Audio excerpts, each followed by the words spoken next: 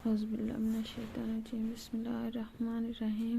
آپ صلی اللہ علیہ وسلم کو جو حکم ملا اسے کھول کر بیان کر دیجیے اور مشرکین سے رخ پھیر لیجیے۔ اس کے بعد رسول اللہ صلی اللہ علیہ وسلم نے شرک کے خرافات اور اباطیل کا پردہ چاک کر دیا۔ چاک کرنا اور بتوں کی حقیقت اور قدر و قیمت کو واشگاف کرنا شروع کر دیا۔ آپ مثالیں دے دے کر سمجھاتے کہ یہ کس قدر عاجز اور ناکارہ ہے، اور دلائل سے واضح فرماتے کہ جو شخص انہیں پوجتا ہے، ان کو اپنے اور اللہ کے درمیان وسیلہ بناتا ہے، وہ کس قدر کھلی ہوئی گمراہی میں ہے۔ مکہ ایک ایسی آواز سن کر جس میں مشرکین اور بت پرستوں کو گمراہ کیا گیا تھا، احساس غضب سے پھٹ پڑا اور شدید غم و غصہ سے پیچ و تاب کھانے لگا، گویا بجلی کا کڑاک تھا جس نے پرسکون فضا کو ہلا کر رکھ دیا تھا۔ اس لیے قریش اس اچانک پھوٹ پڑنے والے انقلاب کی جڑ کاٹنے کے لیے اٹھ کھڑے ہوئے کہ اس سے پشتینی رسم و رواج کا صفایا ہوا چاہتا تھا۔ قریش اٹھ پڑے کیونکہ وہ جانتے تھے کہ غیر اللہ کی الوہیت کے انکار اور رسالت و آخرت پر ایمان لانے کا مطلب یہ ہے کہ وہ اپنے آپ کو مکمل طور پر رسالت کے حوالے کر دیا جائے اور اس کی بے چوں و چرا اطاعت کی جائے، یعنی اس طرح کہ دوسرے تو درکنار خود اپنی جان اور اپنے مال تک کے بارے میں کوئی اختیار نہ رہے۔ اس کے معنی یہ تھے کہ مکہ والوں کو دینی رنگ میں اہل عرب پر جو بڑائی اور سرداری حاصل تھی اس کا صفایا ہو جائے گا، اور اللہ اور اس کے رسول کی مرضی کے مقابل میں انہیں اپنی مرضی پر عمل پیرا ہونے کا اختیار نہ رہے گا، یعنی نچلے طبقے پر انہوں نے جو مظالم روا رکھے تھے اور صبح و شام جن برائیوں میں لت پت رہتے تھے، اس سے دستکش ہوتے ہی بنے گی۔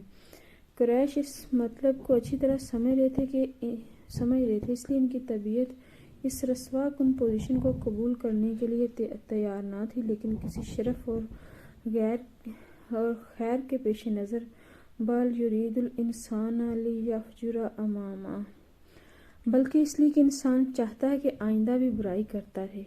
قریش یہ سب کچھ سمجھ رہے تھے، لیکن مشکل یہ آن پڑی تھی کہ ان کے سامنے ایک ایسا شخص تھا جو صادق اور امین تھا، انسانی اقدار اور مکارم اخلاق کا اعلیٰ نمونہ تھا، اور ایک طویل عرصہ سے انہوں نے اپنے آباء و اجداد کی تاریخ میں اس کی نظیر نہ دیکھی تھی اور نہ سنی۔ آخر اس کے بالمقابل کریں تو کیا کریں؟ قریش حیران تھے، انہیں واقعی حیران ہونا چاہیے تھا۔ کافی غور و خوض کے بعد ایک راستہ سمجھ میں آیا کہ آپ کے چچا ابو طالب کے پاس جائیں اور مطالبہ کریں کہ وہ آپ کو آپ کے کام سے روکے۔ پھر انہوں نے اس مطالبے کو حقیقت و واقعات کا جامہ پہنانے کے لیے یہ دلیل تیار کی کہ ان کے معبودوں کو چھوڑنے کی دعوت دینا اور یہ کہنا کہ معبود نفع نقصان پہنچانے یا کچھ اور کرنے کی طاقت نہیں رکھتے، درحقیقت ان کے معبودوں کی سخت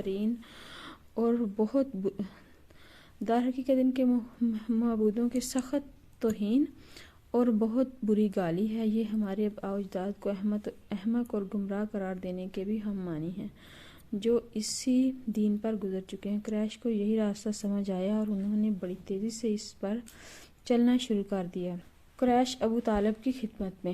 ابن اسحاق کہتے کہ اشرف القریش سے چند آدمی ابو طالب کے پاس گئے اور بولے، اے ابو طالب، آپ کے بھتیجے نے ہماری خداؤں کو برا بھلا کہا ہے، ہمارے دین کی عیب چینی کی ہے، ہماری عقلوں کو حماقت زدہ کہا ہے اور ہمارے باپ دادوں کو گمراہ قرار دیا ہے، لہٰذا یا تو آپ انہیں اسے روک دیں یا ہمارے ان کے درمیان سے ہٹ جائیں، کیونکہ آپ بھی ہماری ہی طرح ان سے مختلف دین پر ہیں، ہم ان کے مقابلے میں آپ کے لیے بھی کافی رہیں گے۔ اس کے جواب میں ابو طالب نے نرم بات کہی اور رازدارانہ لب و لہجہ اختیار کیا، چنانچہ وہ واپس چلے گئے۔ رسول اللہ صلی اللہ علیہ وسلم اپنے سابقہ طریقہ پر رواں دواں رہتے اور اللہ کا دین پھیلانے اور اس کی تبلیغ کرنے میں مصروف رہتے۔ حجاج کو روکنے کے لیے مجلس شورا۔ ان ہی دنوں قریش کے سامنے ایک اور مشکل آن کھڑی ہوئی، یعنی ابھی کھلم کھلا تبلیغ۔ چند ہی مہینے گزرے تھے کہ موسم حج قریب آ گیا۔ قریش کو معلوم تھا کہ اب عرب کے وفود کی آمد شروع ہوگی، اس لیے وہ ضروری سمجھتے تھے کہ نبی صلی اللہ علیہ وآلہ وسلم کے متعلق کوئی ایسی بات کہیں جس کی وجہ سے اہل عرب کے دلوں پر آپ کی تبلیغ کا اثر نہ ہو۔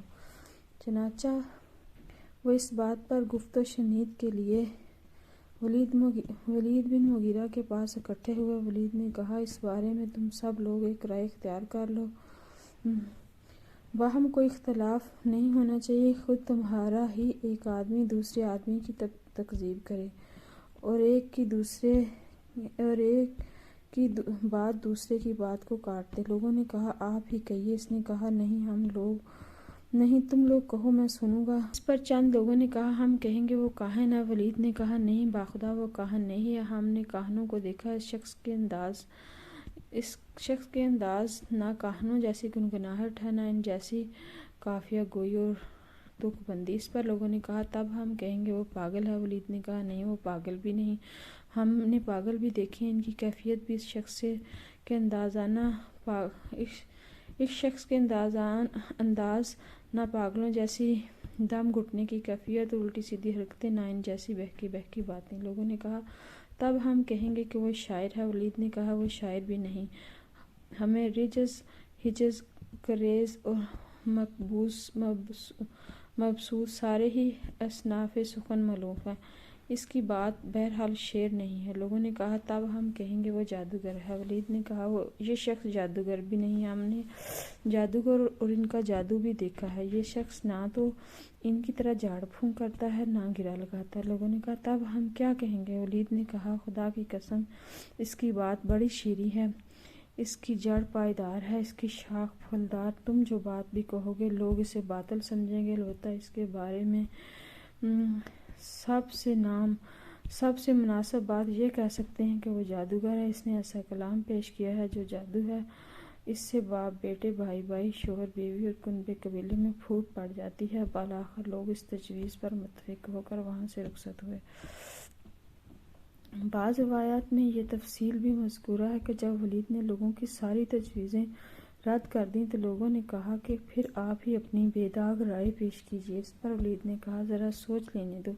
اس کے بعد وہ سوچتا رہا یہاں تک کہ اپنی مذکورہ بلا رائے ظاہر کی۔ اس معاملے میں ولید کے متعلق سورہ مدثر کی 16 آیات 11 تا 26 نازل ہوئیں، جن میں چند آیات کے اندر اس کے سوچنے کی کیفیت کا نقشہ کھینچا گیا۔ چنانچہ ارشاد ہوا، اِنَّهُ فَكَّرَ وَقَدَّرَ فَقُتِلَ كَيْفَ قَدَّرَ ثُمَّ قُتِلَ كَيْفَ قَدَّرَ ثُمَّ نَظَرَ ثُمَّ عَبَسَ وَبَسَرَ ثُمَّ أَدْبَرَ وَاسْتَكْبَرَ فَقَالَ إِنْ هَٰذَا إِلَّا سِحْرٌ يُؤْثَرُ إِنْ هَٰذَا إِلَّا قَوْلُ الْبَشَرِ۔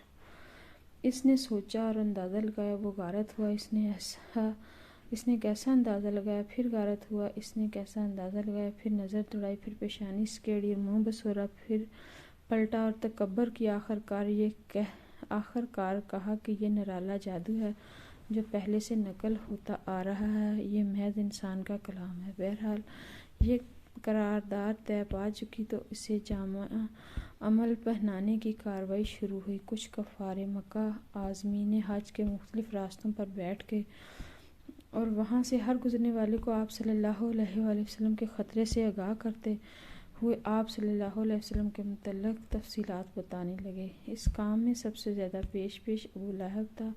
وہ حج کے ایام میں لوگوں کے ڈیروں اور عکاظ، مجناں اور ذوالمجاز کے بازاروں میں آپ کے پیچھے پیچھے لگا رہتا۔ آپ اللہ کے دین کی تبلیغ کرتے، ابو لہب پیچھے پیچھے یہ کہتا کہ اس کی بات نہ ماننا، یہ جھوٹا بددین ہے۔